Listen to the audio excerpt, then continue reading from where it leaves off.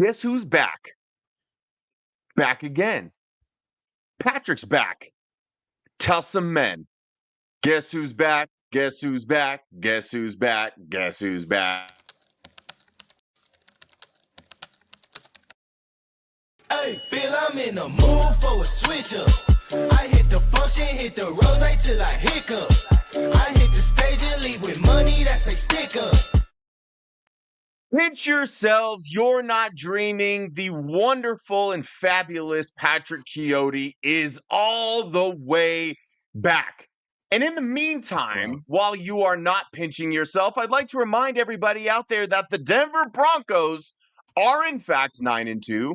They are in fact in sole possession of first place in the AFC West. They are in fact the number 1 seed in the AFC. And Patrick, don't pinch yourself, because this is our current reality. And who could have seen this coming except, oh yeah, us?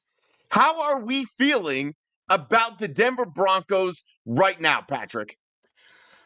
I mean, I feel ecstatic. Like it's crazy. 9-2. You know, like if you, I was literally telling Haley the other day, like if you would have told me months ago that at this juncture, they don't have J.K. Dobbins. Pat Surtain has not played in weeks. They had just beaten the Raiders by 3 points in another. Like if you would have told me all those things, no Singleton, Ellis is barely playing, and you told me, yeah, and they beat the Chiefs to go to 9-2 before the bye, I would have looked you dead in the eye and said, you're fucking crazy. If all of those things are happening and they're still winning football games, you're crazy. You're insane. Go to a mental hospital. Those are things that I probably would have said. I'm feeling really good. I feel, I feel ecstatic about how Bo Nix played yesterday. Played on Sunday. A couple days ago. Excuse me. Yeah, that was by far and away like completely different person, like completely different player than the one that we had seen weeks previous. And when you're going up against a defensive coordinator like Spagnuolo, like he's a guy that will have the elite of the elite shaking in their boots from time to time. And he has all season. Yeah. For a top 5 defense. He looked poised, like his footwork was great. He was going through his reads. He didn't get, like, you kind of saw like his internal clock just looked a lot better. That first drive was rough. They get a couple sacks, and it was so funny that Peyton was talking with Cowher about, taking sacks is kind of like, it's almost like a turnover because most of the time you end up punting. And as soon as the first sack happened, I was like, fuck, here we go. First play of the game. Yeah. That was how they set the tone. They brought it. It was a corner blitz, right? Or safety blitz. They brought a DB. But 2 sacks on the first drive and then no sacks for the rest of the game, like you pointed out. It's just impressive bounce back by the offensive line. It's impressive bounce back by Bo. And he played a fantastic game, and you could kind of tell that he was just calm, cool, and collected. It didn't really get into his own head too much and was making a lot of big boy throws. So I'm feeling great. As long as everybody gets healthy, takes the bye to get healthy, and we come back at full strength, man, this team is going to be something this last stretch. They've got some tough teams, but honestly, looking at the schedule, I know we always kind of talk about how their post-bye schedule is a rough one, but like, is it that rough? I don't know. Let's look forward. Bye week obviously coming at a great time. We had discussed earlier about early in the season, we're like, man, that's a late bye. You never want an early bye, and you never really want a late bye either. But I think it's coming at the perfect time. And the fact that you were not only able to beat the Chiefs with that, like just in general, but with them coming off of their bye, and all we heard about was how historically good Andy Reid is coming off the bye. And it did help a little bit that the Broncos had their mini bye, because Pat, when I had Ryan Edwards on last week, he had pointed out that after the Thursday night game last year, Bo Nix locked in. that was really when he kind of turned the tables and looked like the Bo Nix that we saw the second half of the season. And I was worried about the game. And I asked Ryan, Yeah. I was like, how should I feel? Like, to me, this was a massive game. And I'd said, and Ryan disagreed with me. It's the only time that I've ever disagreed with him about anything. But I told him that I thought the winner of this Broncos Chiefs game would go on to win the division. And he's like, well, there's a lot of, games left, and I don't think that's the case. And I'm like, well, then talk me down because I'm worried about this game. And he's like, I'm not worried because after the Thursday night game, the mini bye week last year was when Bo Nix turned it on. And I'm like, okay, but is that an isolated incident? That's not a great sample size. And lo and behold, now if you look at the box score, Pat, it might not seem that impressive. That's why you have to cut the film. That's why you have to watch what Bo Nix was actually able to do. And I think the most impressive thing was what you touched upon. First play of the game, sacked. You're backed up. It was what, 2nd and 17, 16, whatever it was. You end up converting on a third down. You have multiple first downs. You finally score points on your opening drive. You don't go 3 and out. You don't turn the ball over. That was absolutely massive. And then Yeah. the sack came that forced them to kick the field goal. And I'm thinking, man, Chiefs had 2 sacks on the opening drive. Spags is in his bag a little bit. Glad that we got points. Wish that it would have been a touchdown.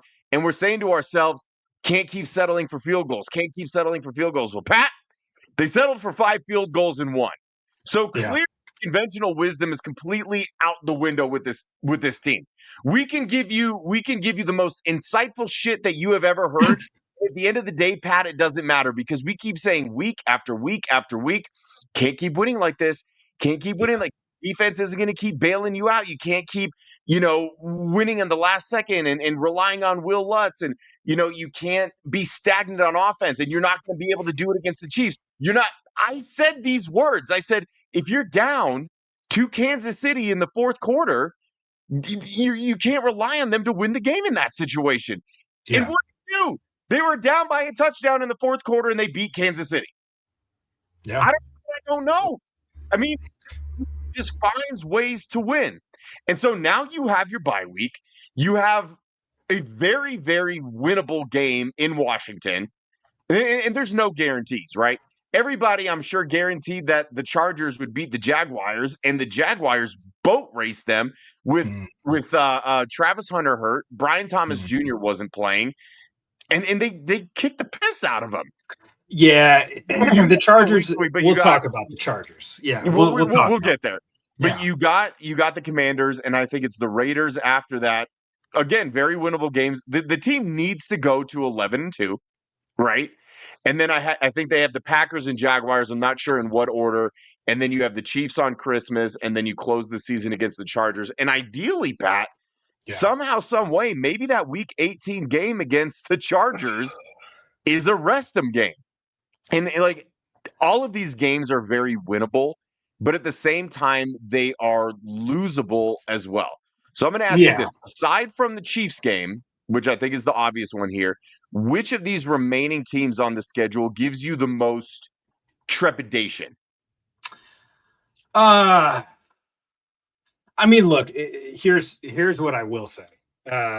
Of the teams that are on this remaining schedule, and Commanders fans, you can feel however you want to feel about it. This team is they're playing absolutely terrible football right now. And Jaden Daniels, who knows? Like, who knows what is going to happen with that health situation? I see Green Bay and the Chiefs. Yeah, sure. That is going to be a must-win game for Kansas City at that point. I haven't looked at the rest of their schedule, but it is going to be a must-win game at that point. They've got a tough. They're going to be fighting for playoff position. Yeah. I will say, like, the Packers and the Jaguars are the two ones. The Jaguars you cannot overlook this team. You cannot overlook this team. That defense is very good. That defense is scurry good. I think they had, like, to start the season, it was like 5 straight games of 2 or more turnovers. Like, insane run. They're very, very good. And they punished the Chargers because the Chargers have done absolutely nothing to address their terrible offensive line at this point in the season. And poor Justin Herbert is out there fighting for his life every week. But that defense is still very, very good. Trevor Lawrence, up and down, the run game up and down, but when they're on, they're on. And you can't give them opportunities to score because they'll take it. The Packers, the defense is pretty good, but the offense, like another one where like when it's on and it's firing, it's pretty damn good, but they're going to deal with injuries. Josh Jacobs is dealing with an injury. Who knows what that's going to look like in 3 weeks. But when Jordan Love is another guy that when he gets pressured and you put the heat on him a little bit, he'll make mistakes. And this team is getting real close to being one of those like 2 turnover a game teams. The Broncos are, probably should have had 2 turnovers in this game. Definitely should have had 2 turnovers in this game because I don't know if you remember, but there was a Travis Kelce catch where Brandon Jones stripped the ball before he was down. I will die by that statement. That should have been a fumble. Sean kept the challenge flag, whatever. I digress. But of the teams remaining on the schedule, it's probably going to be Packers and Jaguars for me. Commanders don't really do anything for me at this point. That defense is getting shredded week in, week out. You got Mariota back there playing quarterback, which I'll love to the flying Hawaiian, but this defense is going to be all over that. And if Jaden Daniels somehow plays in that game, I don't think he will, but if Jaden Daniels somehow plays in that game, who knows how long he's going to play in that game for. So Packers and Jaguars, definitely the 2 that I have circled. Obviously, like all the division games are very meaningful at this point because the Chargers are still kind of knocking on the door a little bit. The Raiders apparently gave us a really good fight. Let's see if they can turn it around against them in Vegas. And then the Chiefs will be hungry, but it's Christmas. It's prime time. Let's see some Bo Nix magic against Steve Spagnuolo in Kansas City. And maybe they don't miss a field goal at the end of that game. That would be massive. But yeah, long answer to your question is Packers and Jags. I'm glad that you brought up that alleged Brandon Jones strip on Travis Kelce because it's something that I want to address in general, and it doesn't really have anything to do with the Broncos specifically. And this is a hill that I will die on a million times over. And maybe it's a hot take. I don't know. You can tell me. I think that the fact that challenge flags even exist is stupid. You have the technology to never, ever, ever get a call wrong. You have every conceivable camera angle that you could ever want. You could slow it down and you can zoom in so that you have like by microseconds, and it's clear as day. Challenge flag should not exist. Well, it was out. Yeah, that ball was out. Like you're in the heat of the game.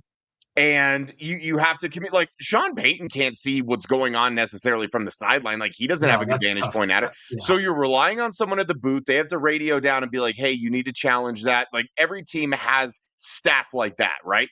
So the fact that challenge flags exist, it makes no sense to me. You could have a team of guys in the booth that are watching these angles, and then they can radio down immediately in real time to the officials on the field and say, "Oh, hey, like that spot, that was a first down," which they kind of do, but it seems like they only use that Insta spot when it's convenient for them, or they kind of pick and choose the times when they do it, which, by the way, speaking of that, like the spot that they had on the Cortland Sutton catch, I don't know if you noticed this on the telecast, it was marked very clearly as a first down. And as the official is running down the line after marking it, goes back inside and shortens the spot. And it's like, again, we have the technology to never, ever get a spot wrong. And you're relying on a guy standing on the sideline giving his best guess. Sometimes these guys are 20 yards away from the ball, Pat. And there's hordes of 200, 300-pound men that are blocking their vantage point. So we're just trusting the human eye when there's freaking chips in the ball to tell us. Bottom line is, the NFL needs to get off of its ass and implement some sort of system so that the officials stop affecting the game. And here is my segue. Something that I was terrified of going into this game. It wasn't Andy Reid coming off of a bye week. It wasn't Patrick Mahomes. It wasn't Steve Spagnuolo and the Kansas City defense. It was how will this game be officiated? Any Bronco fan will tell you that the crew that they had, the Chiefs were 4-0 with, and that home division teams, when that staff was officiating, had a sub 500 record. They were building it up. And this is another hill that I will die on. The NFL does not want to miss out on what could possibly be the last year of the Taylor Swift Travis Kelce bump. You know how many people that they brought There in. it is. And you laugh, Pat. But I if do. you objectively look at that game, I'm in on it too. if you objectively look at the game, and usually with the Chiefs, it's like there are a handful of calls, like missed calls or no calls, that sway it just enough, that change the momentum just enough for the Chiefs to get an upper hand. These missed calls were egregious. Starting off with the Jaleel McLaughlin run, when he's currently in motion and moving, he doesn't go down. He doesn't tap the sideline. They blow the play dead. And I don't know if you saw the all 22, Pat. He had some room after he broke that tackle. And we all know what Jaleel McLaughlin can do in the open space. That was number one. And I'm only going to focus on a couple of them because there were a lot. Number two, obviously, the pick six. Completely egregious call that was away from the. It was such a bad pass, Pat, that on the telecast, Jim Nantz and Tony Romo, when the flag came out, they're like, oh, assumed that it had to be in that general vicinity because there's no way that the great Patrick Mahomes threw such a bad pass. Well, he did. And just like the majority of his interceptions, he gets bailed out with the ticky-tack bullshit flag. Wiped 6 points off the board, and luckily the ball don't lie, and what could have been a 10 or 14-point swing ended up being all knotted at zero, even though the Broncos should have had a pick six. Shout out Jahdae Barron. Bummer that he got his first career touchdown ripped from his clutches. And then the last one that I want to address, as long as we're talking about fairness, the first PI on Riley Moss, bad call. The illegal contact on Riley Moss on said pick six, bad call. The last PI, good call, bad defense. But if you are going to call these things and you are going to get to that level of ticky-tack, and this is my big problem with the Riley Moss stuff, if you want to call those penalties on Riley, and some of them are justified, then you damn sure better be consistent. Because on the deep ball to Tyquan Thornton, that really kept them in the game and damn near would have won them the game. That was a 3rd and long. That was a massive point of the game, and they ended up scoring points on that drive. Pretty egregious push-off by Tyquan Thornton if you are making that call. And you've already proven that you're not going to let them get away with anything based on the penalties that you called on Riley Moss. So it's the inconsistency that's the problem. But you know what, Pat? I thought that we were going to have to do this show midway through the fourth quarter, blaming the officials for why the Broncos lost. But the fact that they were able to overcome one of the worst officiated games I have ever witnessed and still put the belt to asses, that is what tells me that this team is a legit contender. And you will not convince me that the NFL and the officials were not in some sort of cahoots. Because there's missed calls every game. But the level of egregiousness in the ones that they missed was laughable. And it still wasn't enough. Get fucked, Chiefs. That's interesting, Mario, because a Chiefs fan on Twitter told me that was 100% not a push on Tyquan Thornton. Interesting. Of course he said that. Chiefs fans don't know football. See, they've been brainwashed into thinking that anytime something doesn't go their way, there had to be a penalty. Why, Pat? Because over the last 7-8 years, that's exactly what's happened.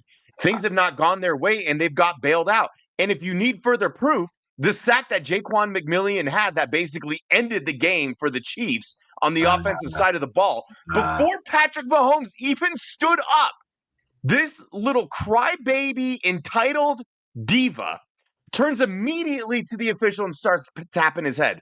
Because so many times in the past, that has been enough to elicit a flag.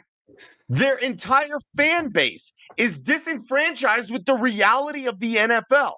So now they're at the point that anytime something doesn't go 1,000% their way, deserve it or not, then they think that it's unfair. This is what they have been conditioned to believe. Can I interject here? May I Please. interject? I want to have a real conversation. I want to have a meaningful conversation right now. Let's do it. Because I just got done coaching this football season with these kids. And my quarterback was a tough son of a bitch. Okay. That kid was asked to do a lot. He was asked to block in the run game. He was asked to take big hits. He was asked to stay in the pocket. He did a lot. That kid did not complain. He punted, he kicked. Kid is a soldier. Okay.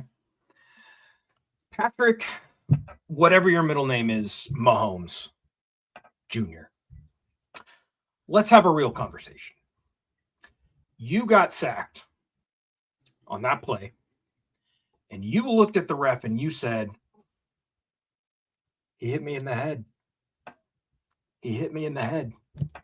He hit you in the head with his dick because he was so high up in the air trying to bat that ball. He knew what you were doing. He laid the hammer on you, and you said, ref, the shaft went into the, come on. Have some shame. You are playing NFL illegal. football. That's illegal dick to the face. This is the same guy who, in the first quarter of the game, got sandwiched between two grown men and got up and pointed at the linebacker that was laying on the ground. Like his head didn't just get whipped around like he was in a car crash. The same guy who constantly runs to the sideline, act like he's going to go out of bounds, and then tries to lower his shoulder. The same guy who, when he's running into the end zone and a defender is coming to tackle him, sees that he's in the end zone, pulls up on him, still tries to lower the shoulder, and then spin the ball and flex. Mr. Mahomes, I address you personally. Have some shame. You are a football player. Play the game of football. If you are going to act tough, do not be surprised when you get tough back. Take it on the chin. Don't act like a pompous asshole. Don't look at the ref and cry for a flag when you just got.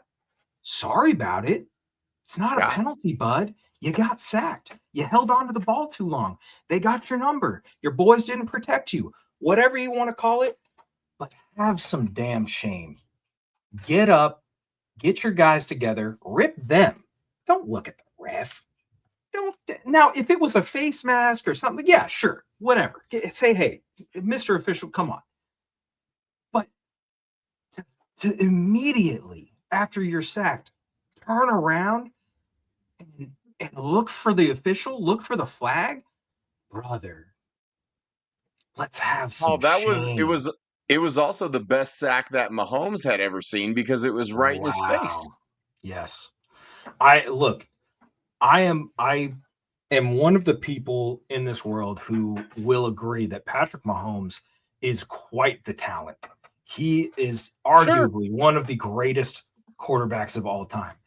He was one of the greatest system quarterbacks of all time. Now, Tom Brady, towards the end of his career, yeah, he would cry for flags, and I get that.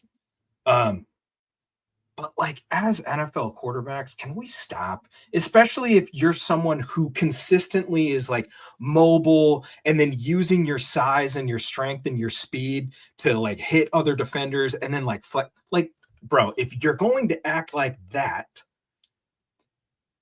don't do the bitch made stuff, please. Like for real. And Josh Allen does the same thing quite a bit. And it pisses me off because, brother, you are a massive human being and you are constantly running over people. And that is like, me personally, you will not find me in the box. If Josh Allen is running through the B gap, I'm not doing it. I'm going for the legs. That's a business decision. That's a large human. But if you're going to act like that post run, post touchdown, whatever, like, come on, let's stop with the bitch shit. That was Don't dish insane. it. Don't dish That it if was you can't take insane it, to me. right? I am Absolutely. all for like you know, if you truck a guy, come on. We watched Cam Newton do this for how long? And that dude just did his little Superman thing and all that stuff. But like he went about it. He did his job. He got And his I ass will back up. I will say this for Cameron Newton. Between Super Bowl 50, Mhm. when the Broncos defense, I mean, they broke him. And Oh yeah. any He pieces that were denies it, but left, like brother, please. any pieces that were left of Cam Newton, because if you all Bronco fans will remember, opening night the following season, the very next professional football game after the Super Bowl, Broncos played the Panthers again. Little Yeah. Super Bowl rematch. Loved it. Loved And that game. my God, There were some the- I big mean, hits. there were There some were some big hits in that I game that remember there probably were a should have been couple called. hits. There were a They couple hits from probably should have been Darian called. Stewart specifically. Mhm. He was Laid probably him out. fined, should have been called Should penalties. have been called. Yes. And you know what, Pat? To Cam Newton's credit, and I don't like Cam Newton like Finish as a that game, person, and I man. kind of like he dresses like a cartoon villain Hey, who ties women to the railroad tracks, but that's beside the point. That man never complained. And he had every right to. Like, if there's oh, anybody big that time. could have complained about hits, it Yeah. was Cameron Newton, Yeah. and But he did that's not do any of that. So how you give like respect where it's due. how are you supposed to get these people that like I get that people are watching it on TV, but like if we showed side by side clips of Bryce Young and Cam Newton in Carolina Panther uniforms, did you realize how comically funny the size difference would be? Like it's nuts. Did you Cam see Newton what was a Christian large human. did you see what Christian McCaffrey said? So he did a podcast and he was kind of reminiscing about his days in Carolina, and he was like, people assumed that I was like this little scat back He's when I was in he's Carolina. massive. He's like, I was 6 foot 215, 220 or whatever. But next to Cam Newton, who is built Tiny like a defensive end, he's like, ants. just because of how like the sheer size of Cam Newton, everybody thought that Christian McCaffrey, myself included, I was like, you know what? Perspective wise, that actually makes a lot of sense. Especially now you look at him and he's next to Brock Purdy or Mac Jones and he looks like looks Yeah, like he a looks giant. just as big, a massive hamster. Uh, Real quick, let's get to some. Let's go back here. I made sure to star this. Marky Oh, said we got yes, to yes, talk about yes. the man doing all the dirty work Mm, that don't show up in the stat sheet. Adam Prentice, baby. Everybody yeah. knows that your favorite position on the football field, Patrick, of course, is fullback. Mm. Your beloved Michael Burton, of course, is probably done, like done now. But man, talk about the job Don't that Adam don't do Prentice this. has done. In the run game and in pass pro, Adam Prentice has been fantastic. I also loved. I think they went to him on like a second and long, and he got like 9 yards. Um, that was It like was a his role surprisingly is like that the continuing to little like he grow. caught the ball in the flat, turned up, got No, some no, no, no, yards. no. It was no, it was like in the middle of the field. They sent everybody, it was like Well, you second know the and play I'm talking 16 or about. some shit like that. Yeah, yeah, yeah. I know They which did play you're play talking action, about. they hit him in the flat, and that's a difficult play to make. For people that Yeah. have like not caught a football, Uh that's a difficult angle to like catch it and then turn, orient yourself, and then you it's think he pretty got like an standard. additional 7, 8 yards. It's Not I pretty mean, it's not difficult for us. It's difficult for the people watching who, maybe aren't oh wow. athletic and don't play football. No, but I think Well, Prentice Pat, has you been played semi-pro football, and the color of the football you used was like a normal color. It wasn't a white football like some of uh these other joke leagues that don't actually count. This was yes, actual we real use football. yes, we use the Wilson balls, the leather ones. God, the And best. then, Honestly, the Nike Vapor leather balls, oh, those they're were the best perfect. ones to catch. Uh, Uh, David, thank you for the super chat, real quick. And it just wouldn't be a show that David's watching if we didn't get our AT Perry mention in. I feel like AT Perry should be a sponsor of the show by Man, this point. I think let's we see. talk about AT Perry more This than is a anybody else. this is a fun point because it's like, why are we continuing? And like, I understand that Troy is fast and he's athletic, and like as a receiver, his releases are getting better. He's like a great after the catch weapon, but like, dude, these drops in crucial moments, and like I bring it up literally on every show with Bree and I, but like Bo Nix is still second in the NFL in drops. He might have jumped Trevor Lawrence, but like he's up there. And like, yes, we can have all the criticism about Bo Nix's play, throughout this season. But one thing is always true. It has always been true this year, and that is his receivers are not helping him out the way that they could be. And Franklin is open. That's a whole other part of this. He's open when he's dropping these passes. Uh, some are contested, but like not all. The majority of them are wide open drops. Why are we not giving someone like A.T. Perry a shot? In all honesty, like what is going on? And I'm not saying this to fuel the fire. I'm not saying it's just Fire's like fueled, baby. Sean, Team brother, A.T. Perry. he's second in the league in drops. Yeah. Your quarterback is suffering, my boy. Give him some Well, and help.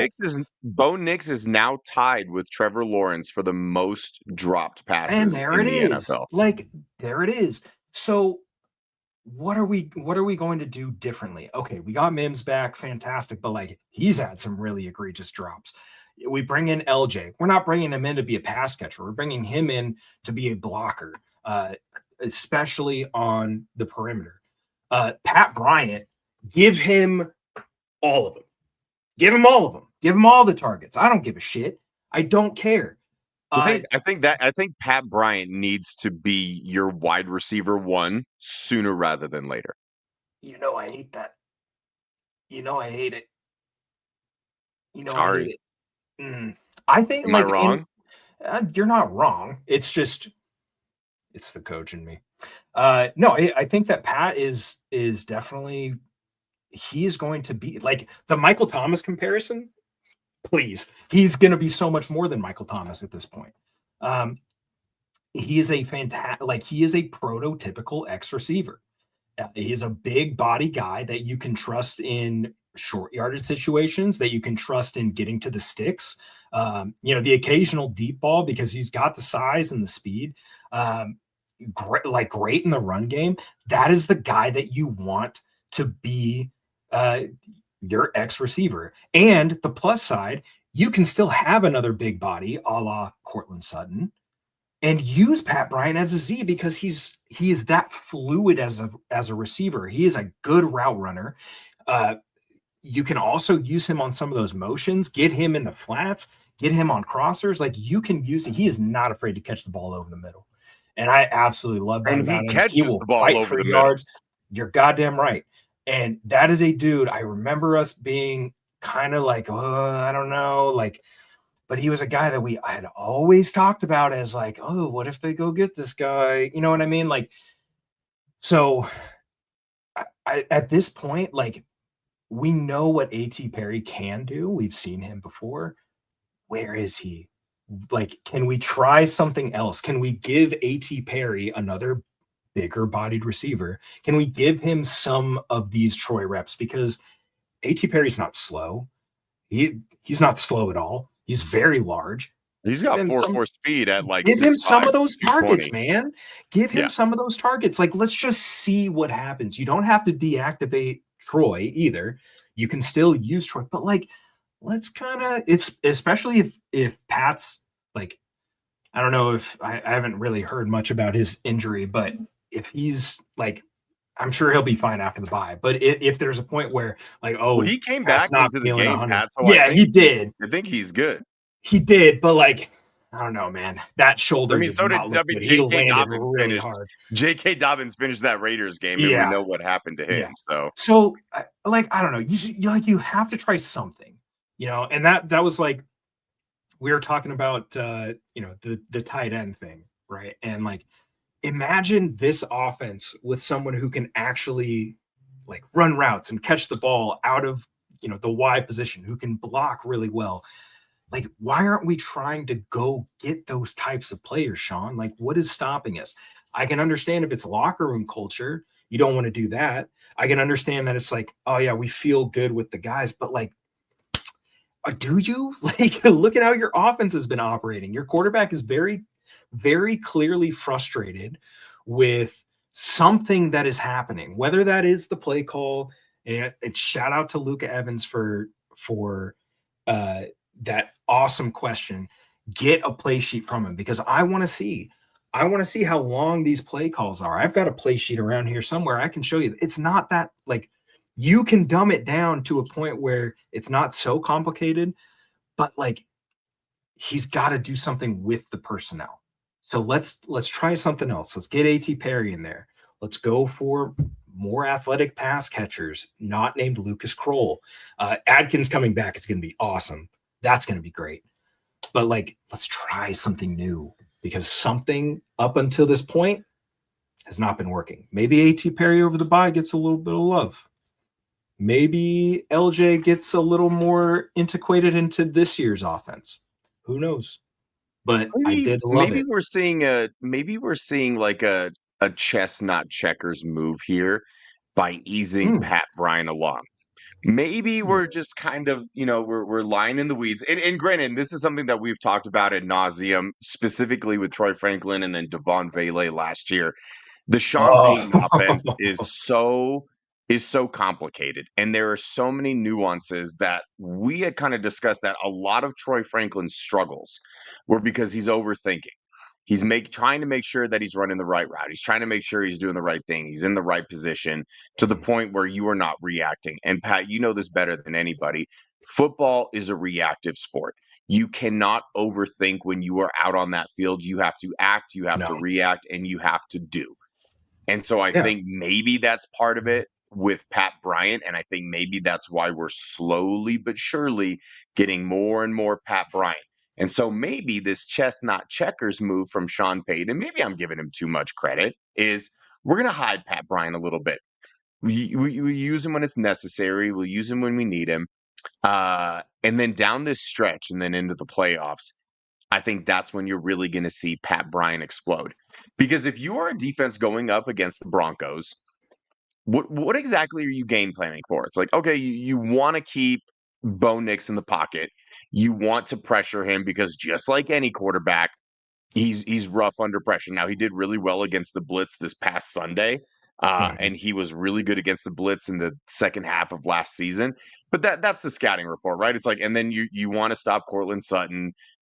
You want to try to get Bo Nix to beat you, right? Like, that's typically the scouting report. That's what Spagnuolo did. He completely took away the run. There were no running lanes open. He's like, I'm going to make Bo Nix beat me. And he did. What did we say too? What did we say too when we were looking over it? Who had the longest run of the day for the Broncos offense? Bo Nix at 8 yards. Yeah. So your game plan as a defense is not going to be to stop Pat Bryant. When you go into the playoffs, whoever they might play in the first round of the playoffs, and you're looking at all the film from this year, you're going to try to stop Cortland Sutton. You're going to try to stop, hopefully J.K. Dobbins is back. We don't really know, but you're going to stop J.K. Dobbins. You're not going to let R.J. Harvey get work out of the backfield. You're going to keep an eye on Evan Ingram, who, by the way, is starting to come along a little bit. I know he hasn't had the big splashy plays, but he's getting a little bit more consistent. They all are. I mean, you could put everybody in that category except for Pat Bryant. And so what I'm saying is maybe they're saving him a little bit. They're holding him back. And then by the time the playoffs come, everybody is going to recognize the name Pat Bryant, because that's when he's really going to get his nut. Because if you look at these receivers and you're a defensive coordinator on the opposing team, he's going to get his what? Nut. Wow. His big, fat nut. That's how it's going to go down. Pat Bryant is the 6th, 7th, 8th dude on that offense that these DCs are going to have to worry about.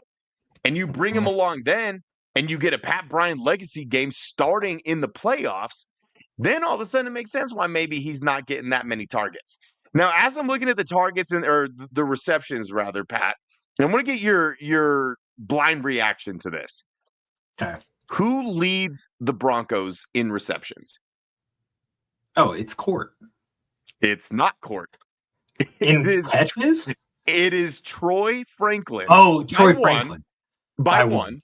Cortland has 45 catches. Troy Franklin has 46. The targets, here's what's really interesting. So Troy Franklin is the deep threat, right? Troy Franklin is the speed. They take the top off guy. Troy Franklin on 46 catches has 509 yards. Cortland Sutton on 45 receptions has 649 yards. Court is averaging 59 yards a game. Franklin is averaging 46.3. 4 tutties to Court, 5 to Troy Franklin. Give me your blind. Like, does that shock you? Not only that Franklin has more receptions than Cortland Sutton, who just got paid, rightfully so, but has more touchdowns and has so fewer yards, despite the fact that Cortland Sutton is not the deep threat, despite the fact that Cortland Sutton hasn't broken a tackle since 2019. What is your reaction to that? Like, is it one of these things where, like, if it's not broke, don't fix it? Or do they need to get Cortland going a little bit more? Well, I mean, but that's the thing is Sean Payton's kind of talked about that, and Bo's kind of talked about it too, where they're starting to notice that teams are kind of game because they know that Court is the first read. So they're trying to take away his second read. And yeah, teams are doing that. They are trying to kind of bracket him without actually like a true, man under over the top bracket. Like they're just kind of putting two defenders in that read most of the time. So what that forces Bo to do is it forces him to come off of that and then look for the next guy. And that's kind of like, unfortunately, most of the time it's Troy Franklin. And so then it's like, okay, one's not there. Oh, two, Troy's open. So I'm going to hit it. I'm just going to pull the trigger. You know what I mean? So is it like, oh, that's inherently part of the problem with Cortland Sutton. But he's not, like, based on what you're saying, that like he's not winning enough or not creating enough separation. But then again, Pat, it's like, but that's not him. You take though. all of that. That's I get it, man. him. But then you take all of that.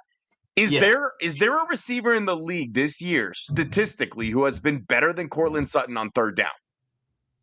I don't think so. I don't think so. Maybe there is. I remember thinking on that on the third and 15 play, the 3rd and 15 play on the game-winning drive. I remember saying, "Where's Cortland Sutton? Find Cortland Sutton. You should only have eyes for Court." And so it's almost a mirror image of like how the most of the season the Broncos offense doesn't get going until the fourth quarter. It's almost like Cortland Sutton doesn't get going unless it's third down. Yeah. And then once it's third down, Cortland Sutton is turning into freaking prime Jerry Rice. He's creating separation. He catches everything because he's good. He's good for 1 or 2 drops a game. I get it, man, but it's like you got it in you. You got that. Like, we know what he's capable of. He's got that dog in him. Well, so can we just change the mindset of like, Court, just attack every play like it's third down, like it's 3rd and 12. So here's something that I brought up in the other show was, do you remember that throw that Bo had? I can't remember which game it was. It was a couple games ago where he threw that perfect seam ball to Court. Would have been that was against the Cowboys. Yeah. Yeah. And part of me said after that was like, man, that's another drop by Court. I wonder if he's starting to lose trust. Like, I'm not going to go to that guy because, you know what I mean? But like at the same time, like they're boys. So why would he do that to him? Just run the offense. Like that's what I'm saying. And clearly we don't have to worry about him losing trust because Troy Franklin caught what was essentially the game winner after some really bad drops in that game. Yeah. Troy was getting cooked on the timeline early in that game, and rightfully so.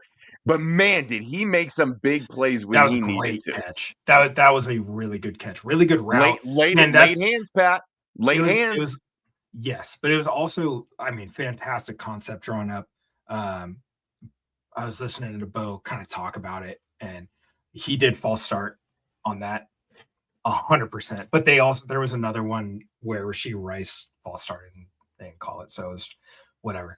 But yeah, the clutch catch, and so yeah, that kind of disproves the whole like, oh, he lost trust in him thing. But it was just something that I was like, being in that mindset of like of having to deal with that kind of mentality is like, it's something you think about.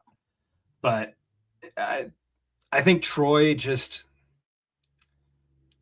to focus a little bit more on those deep balls. I feel like his confidence has just got to be way, way down. But again, catching a big catch like the one he did late is definitely a confidence booster. But he's got to figure it out. The deep one that he had down the sideline, which was an absolute beautiful dot, throw. by the way. My God. Dot. Yeah. Absolute dot. If they could just like, we keep saying, this is the funniest thing, man. I keep saying, like, if they could just put it all together, if they could just play 4 solid quarters of what they are capable of doing, which is the only time that they've done that all season is against the Cowboys. And that game was over by halftime. If they can do that and they play to their capability, give me 3 quarters. Okay. You could slack off in maybe the second or third. Okay. Give me 3 out of the 4 really good quarters of what you are capable of doing, offense, defense, and whatever Darren Rizzi did on Sunday. My God, you want to talk about a redemption arc? I'm already seeing like several Twitter accounts where people are putting "Fire Darren Rizzi" in their handle.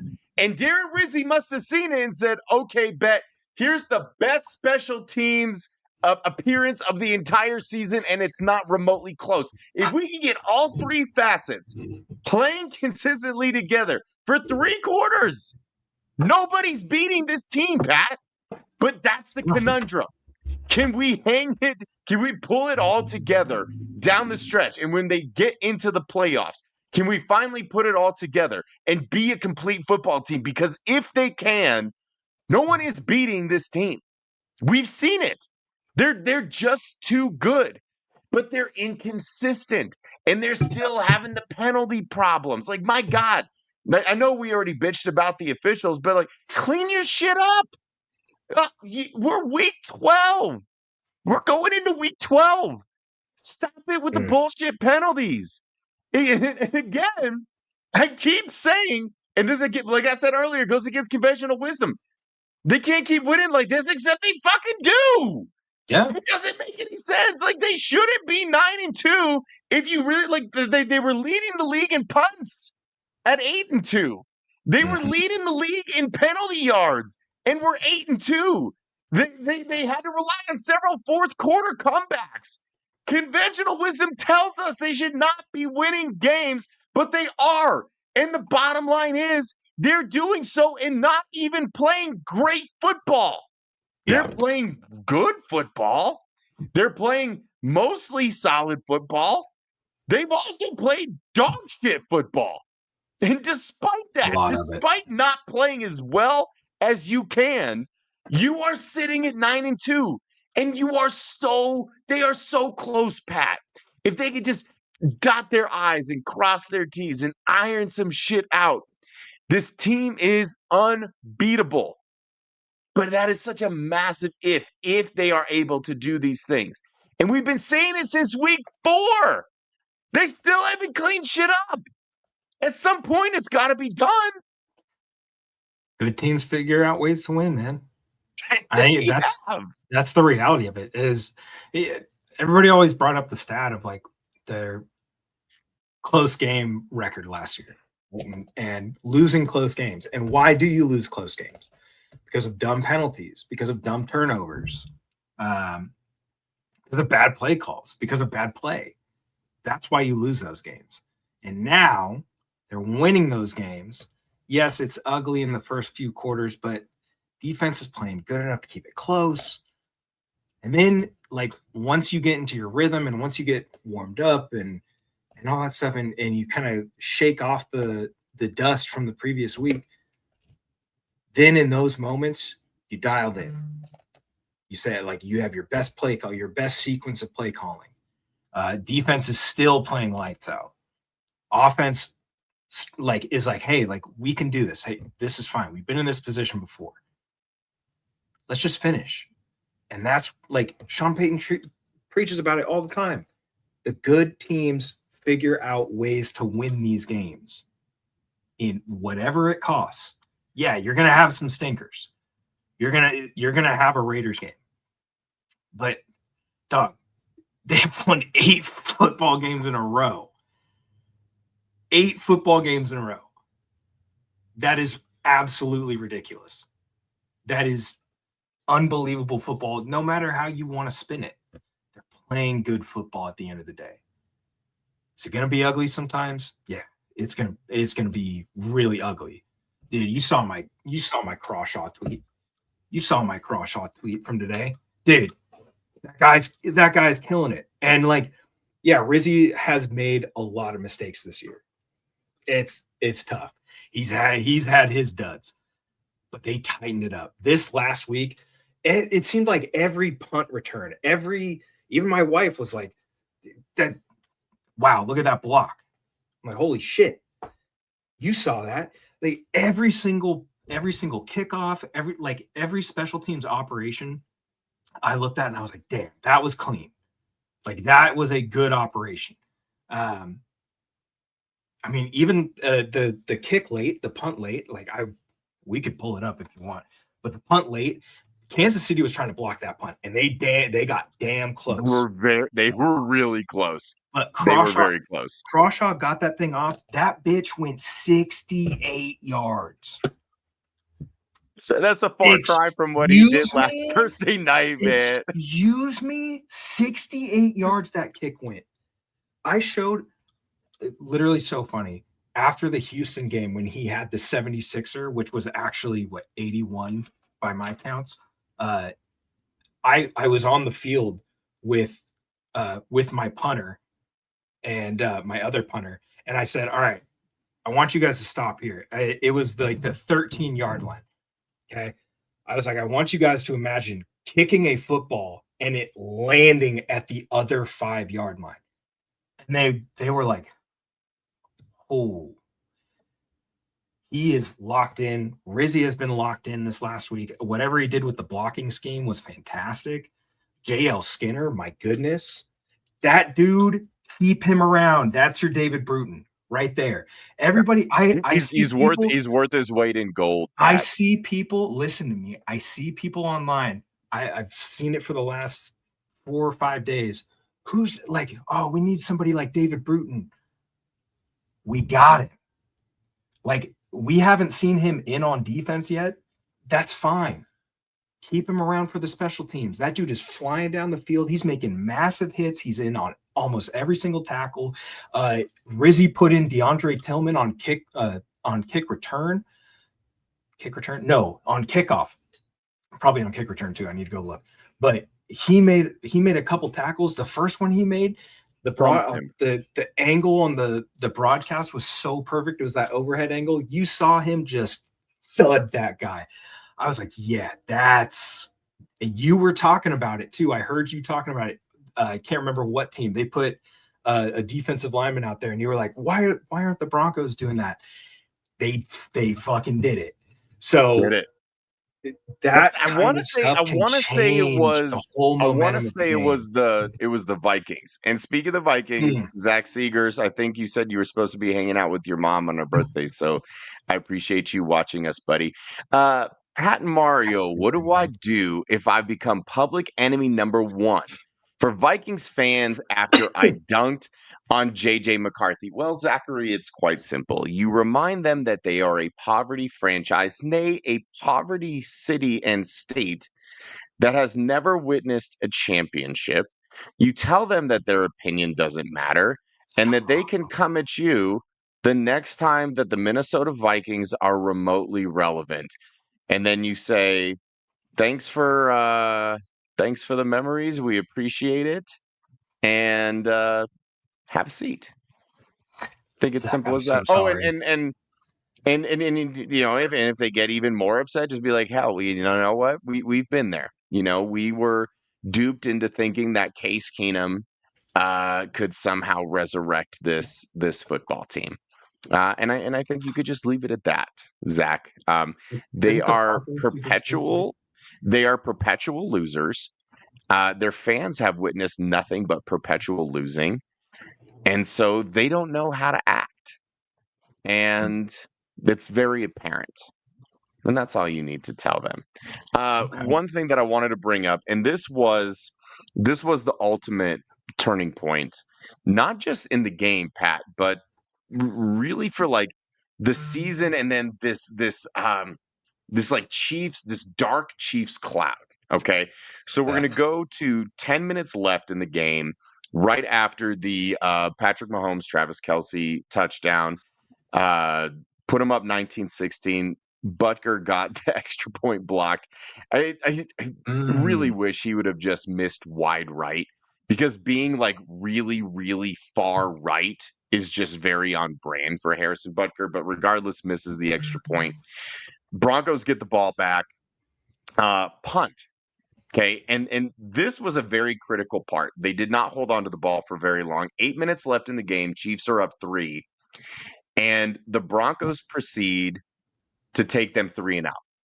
These are situations, Pat, in the past with the Chiefs, specifically against the Broncos, but really any team that they've played, where they're like, "We're going to step on your throat now. We played with our food. This game is over. Patrick Mahomes go do Patrick Mahomes things, and they score another touchdown. And then you look back at it, and you're like, God, we were so close. We just couldn't get a stop. We couldn't score when we needed it. They get a 3 and out. Broncos get the ball back, go down, kick a field goal, tie the game. At this point, Pat, there's 4 minutes left in the game. And I saw all over my timeline. So it doesn't matter. They needed to score a touchdown on that. We didn't score a touchdown. And so, like, yeah, it's not going to matter that he missed the extra point, because Mahomes is getting the ball with 4 minutes left. Broncos aren't going to touch the ball again. Patrick Mahomes is going to put together a 4-minute, 9-second drive, and they're going to kick a last-second field goal, or they're going to score a touchdown with 10 seconds left. We've seen how this movie ends time and time and time again. As Bronco fans and as Chief haters, hate watching this team play literally any other team. In this situation, the Chiefs always win. And you can credit the officials if you want, but I'm not even going to go there right now. The Chiefs have won on their own volition plenty. And what happens after that, Pat?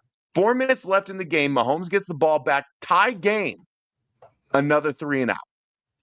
Then, of course, Broncos get the ball back, go down, kick a last-second field goal. And all of a sudden, this dark cloud of the Kansas City Chiefs' reign has parted. Because if we look back, yeah, we beat them last year, and it was their JV squad. Yeah, we should have beat them in Kansas City, but we didn't. That was still a loss. And the one game that they won was, really kind of meaningless. And as any Chiefs fans will tell you, like, Patrick Mahomes had the flu. He wasn't himself. This was different because of the way that they won. In 99% of cases, in that situation, the Chiefs win. They find a way to win. And you get not one, but 2 3 and outs. Not just defensive stops, Pat. Not just forcing a punt, but 3 and out. No time off the clock. No time off the clock. Big. And so then what happens? Then we fast forward. They punt again. Broncos get the ball back with 2:59. And now we have the role reversal. And then what happens? Oh, well, there's a holding penalty. And immediately you're like, we're already behind the 8 ball. 3rd and 15. Huge conversion, 20-yard pass to Courtland Sutton.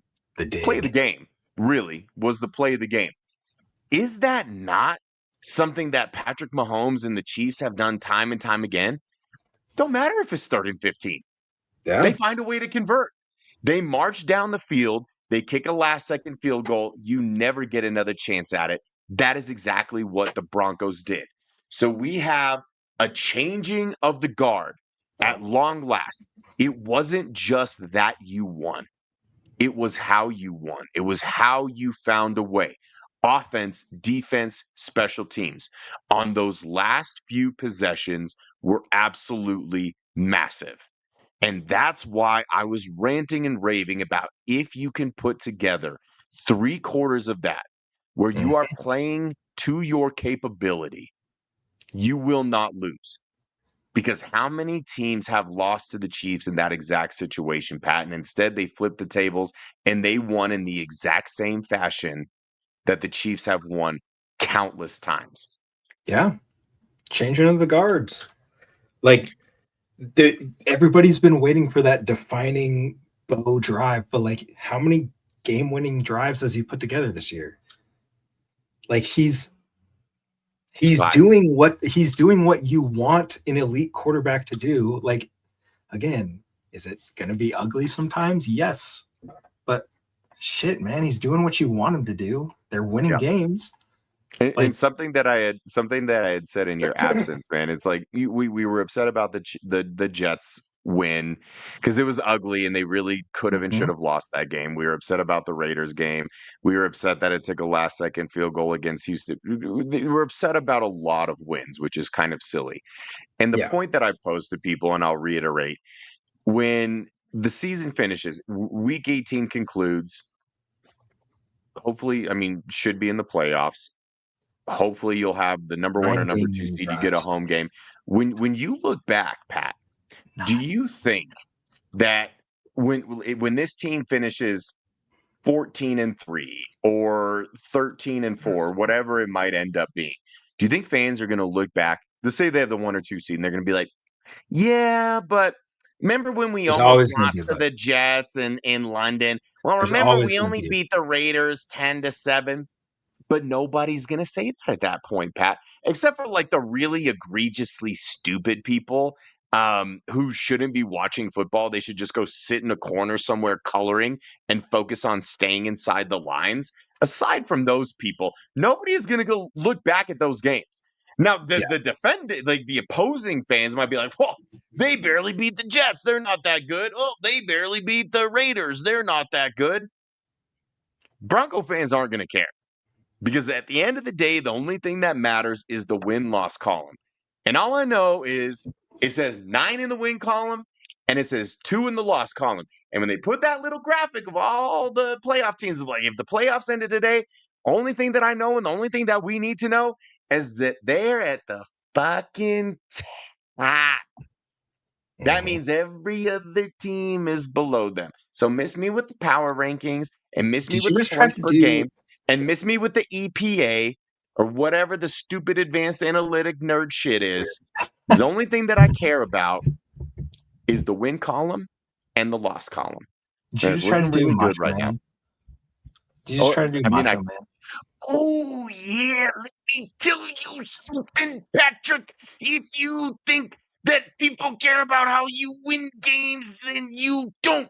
It only matters if you win, not how. Ooh, that kind of made me lightheaded. Um, I just watched Pat, the since you are back, it is time for everybody's favorite new segment before we get out of here. Wattenberg Watch.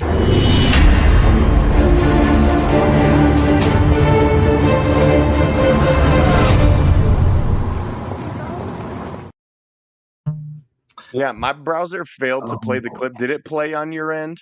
it played. It played, let me tell you. Okay, fantastic. It didn't show up on my end. I just want to make sure because I was going to play it again.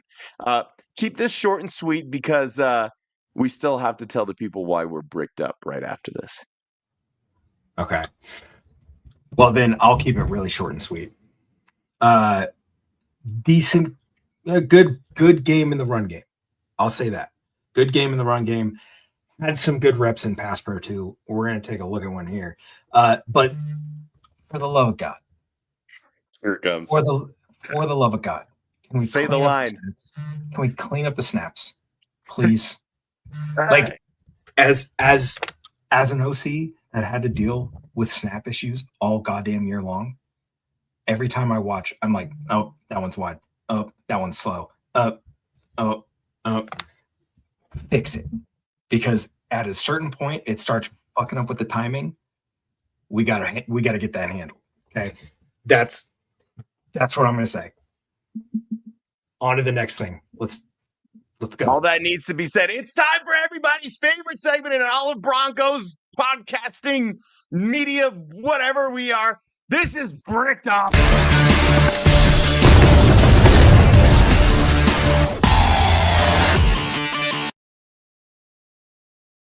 Patrick Chiotti, what has you bricked up? All right. Short and sweet. Oh, wrong button. Hang on. Not so short, but still sweet. All right. This is what has me bricked up here. This play right here. This is a thing of beauty. This was dime. In the most critical moment of the game. Dime. You dialed this up. But what I want to point out here is the pass pro. This is max protection. 1, 2, 3, 4, 5, 6, 7 guys. They were getting this first down one way or another. It was happening. They were getting into range. And I want everybody to just look at this. This is what the good teams do late in games. Chris Jones, there's our boy Wattenberg, holding his own. Okay, got a little help from Palcho, but reset himself. Who is he? Chris Jones gets handled. He just stops. He's not even trying anymore. And then we got a nice RJ Harvey, Troutman double team over here. Good work by them to protect the quarterback. But look at your boy. Beautiful pocket. Long arm technique from Karlaftis. After getting his hands off, pushes him back a little bit, but Garrett's holding his own, man. And he re-engaged. That's a difficult thing to do on that move. If it's done well by the edge defender, it's really difficult to recover from, and he did a great job. Now, this is close. This is close. He hooks him around the front, okay? But he is trying to rip through, so this is legal. But this is against Kansas City. So we have to remember, if this ref is looking at that arm and he says, he held him there at the end, like, probably could have, but great protection overall. Let me point out another thing of why maybe you can't see that. And this is like a high IQ move by Palcho here. Palcho sees it, and immediately as Garrett's arm is getting out, Palcho comes in and sticks cleans it up. It's like a split cleans it up, and looking for work. Maybe if Palcho doesn't come get that hit on Karlaftis, the ref sees enough of a hold to justify throwing a flag. Even though Josh Simmons was holding the shit out of Nick Benito and Jonathan Cooper throughout the entirety of the game, but we don't need to circle back to that. Now, let's look at the snap here.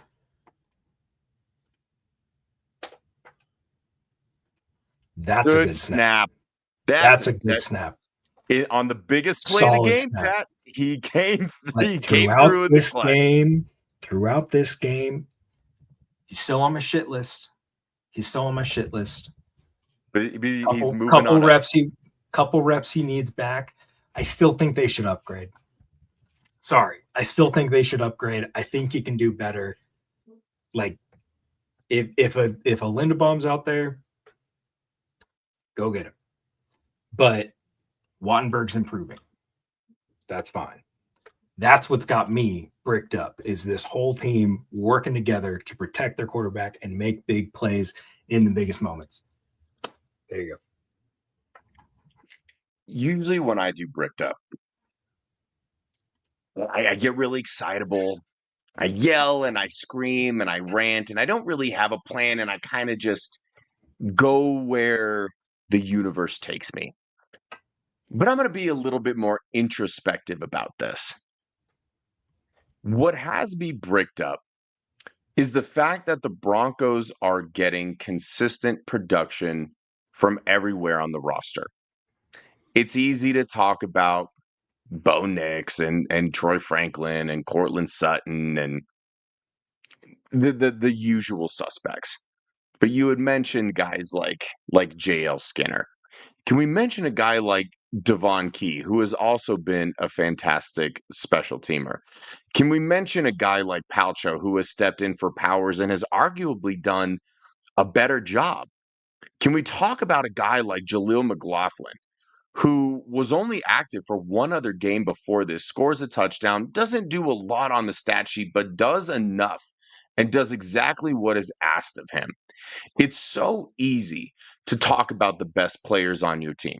It's so easy to talk about Talanoa Hufanga and Zach Allen and Nick Benito and Jonathan Cooper and Brandon Jones, and you know exactly what you're going to get out of them.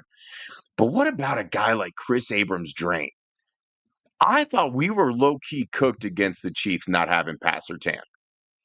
And I even asked Pat when his injury first happened, like, you going to be back for the Chiefs?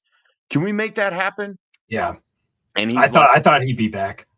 he's like, no, probably not, but I'm not worried. I'm like, man, that's going to be tough. That's going to be tough. And I don't know that. I felt the same. And Pat said, he's like, no, I'm not worried. We got it. And, I didn't know if that was just player speak. And of course, he's going to say some stuff like that. But damn it, if he wasn't right. So what has me bricked up is that not only are the stars playing like stars, everybody is playing as well as you need them to. Garrett Bowles is having an all-pro year. Mike McGlinchey is having a Pro Bowl caliber year. Quinn Miners is having an all-pro year. Those are the guys that are getting paid, and those are the guys that you expect to perform well. But every single roster spot on this team, they are performing at or above what is expected of them. So you want to know how a team gets to 9-2, despite the injuries that they have had, despite the sloppy play, despite the inconsistent all the problems that we have already talked about. It's because top to bottom, you have guys that are playing above their station. Maybe what about a guy like Hugh Robinson, a rookie who really we were told was just here for special teams purposes, at least early in his career, gets his first career sack against Patrick Mahomes and has looked very serviceable as an edge rusher in Jonah Ellis's absence. Guys like that, the unsung heroes who you're not going to see their name show up on the stat sheet. You're not going to see them show up a lot on the film. But when you do, and when they get their opportunity, every single one of these 53 men is making the most out of their opportunity. That is why this team is 9-2. That is why this team can win the AFC West. That is why this team is a legitimate Super Bowl contender. I'm not just saying it to say it now. We had talked you through this entire season of what they needed to do, what they needed to clean up, and how our expectation should be to win the AFC West, should be being a Super Bowl contender. This is what has happened, and now these are solidly, firmly our expectations because we are going into Week 12 as the number one team in the AFC. They are in control of their own destiny. And as long as they keep getting production from every single man on this roster, the way that they have, as they continue to clean things up and play better football, this is a Super Bowl team. This is a legitimate Super Bowl contender. And I will say it again, if they play to their capability consistently, this team will not be beaten because their best is better than any other team's best. And that is what has me bricked up. Excelente. Patrick, plug your fantastic show with the incomparable and immensely talented Bree Maestas. Believe in the Broncos on the Believe Network with the amazing, tremendous, not mean Bree Maestas. Did you say not mean? Not mean. Teddy bear. Were there allegations? Never. No one thinks Bree is mean. No, she's fantastic. I mean, if you but do, she would say that she is mean. That's the joke. Yeah, well, because self-deprecating is kind of her bag. Exactly. Fantastic show, buddy. It was so glad. I'm so grateful and happy to have you back and doing this show. Really quick, let's go ahead and ask Coach Payton, how did we do tonight, Coach? Gosh, your own little internet shows are driving me crazy. I'm ready when you are, Sean. You know, we're doing our best. My name is Mario Vitanzi. That handsome bastard is Patrick Chiotti. This is the best Denver Broncos podcast on the market. We thank you all so much for watching. Back with you next week, maybe with a few more friends. Okay, love you. Bye-bye.